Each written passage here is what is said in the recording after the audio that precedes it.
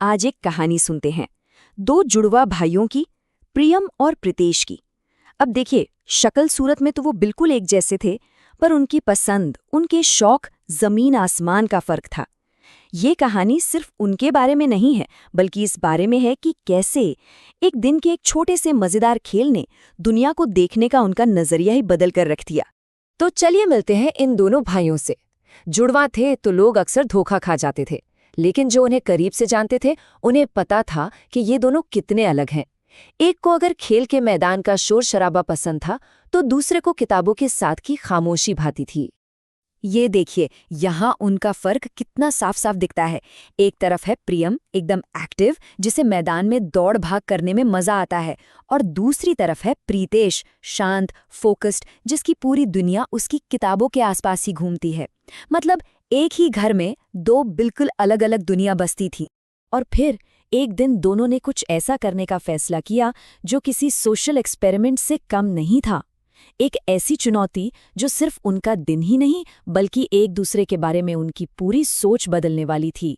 एक सुबह बस यूं ही बैठे बैठे दोनों ने एक दूसरे को देखा और तय कर लिया, चलो आज अदला बदली करते हैं। प्रियम बनेगा किताबी कीड़ा और प्रीतेश बनेगा एथलीट।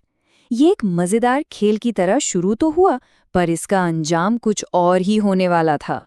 अच्छा, जब उनकी माँ ने ये सब सुना तो वो बस मुस्कुरा दी। उन्होंने इसे एक हल्की फुल्की चुनौती की तरह लिया, लेकिन शायद वो जानती थी कि ये छोटा सा अनुभव उनके बेटों के लिए कितना बड़ा सबक बनने वाला है। और बस इसी के साथ उनका ये एक्सपेरिमेंट शुरू हो गया।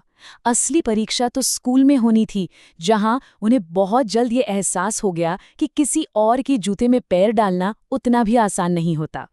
तो सबसे पहले प्रियम की हालत देखते हैं। सोचिए, जो लड़का एक जगह टिक ही नहीं सकता, उसे अब एक डेस्क पर बैठकर टीचर की बातों पर ध्यान लगाना था।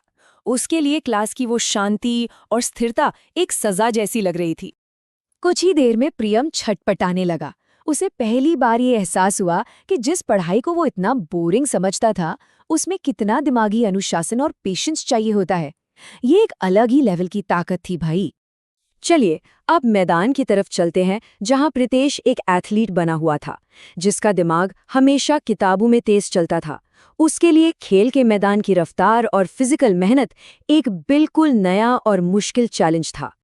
दौड़ते भागते प्रीतेश की तो सांस ही फूल गई।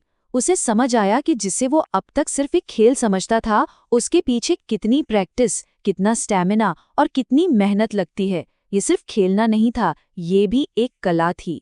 स्कूल के बाद जब दोनों भाई मिले तो फिजिकली और मेंटली दोनों बुरी तरह थके हुए थे, लेकिन उनकी आंखों में थकान से ज्यादा कुछ और था। एक नई समझ, एक नया सम्मान। ये उनके उस दिन भर के एक्सपेरिमेंट का नतीजा था। प्रियम ने पहले बोलना शुरू किया। उसने मान लिया कि घंटों तक एक जगह पर बैठकर ध्यान लगाना वाकई एक बहुत मुश्किल काम है। उसे पहली बार अपने भाई के मेंटल डिसिप्लिन के लिए सच में इज्जत महसूस हुई। फिर प्रीतेश की बारी आई। उसने भी माना कि एथलेटिक्स सिर्फ मजे की चीज नहीं है, इसके लिए बहुत पसीना और डेडिकेशन चाहिए। उसे आज अपने भाई के पैशन और उसकी मेहनत का असली मतलब समझ आया था। उस एक पल में ना उन्हें कुछ भी कहने की जरूरत नहीं पड़ी। उनकी उस मुस्कान में एक दूसरे के लिए सम्मान था और एक गहरी समझ थी।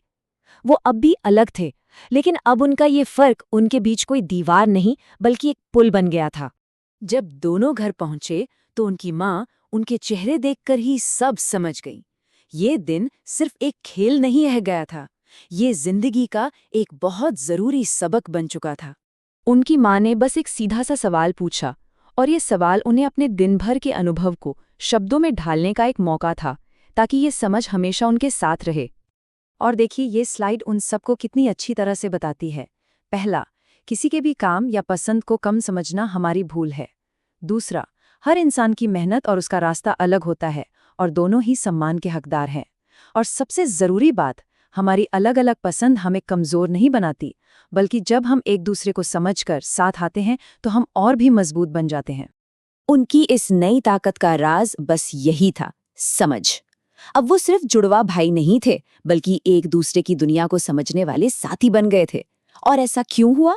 क्योंकि उन्होंने एक दिन के लिए एक दूसरे की जिंदगी जी कर देखी थी। और शायद यही इस पूरी कहानी का सार है। प्रियम और प्रीतेश ने ये सीखा कि असली समझ सिर्फ देखने या सुनने से नहीं, बल्कि महसूस करने से आती है, जब हम सच में किसी और की जगह पर खुद को रखकर देखते हैं। शायद यही वो सबक है जो हम सबको एक दूसरे के और करीब ला सकता है।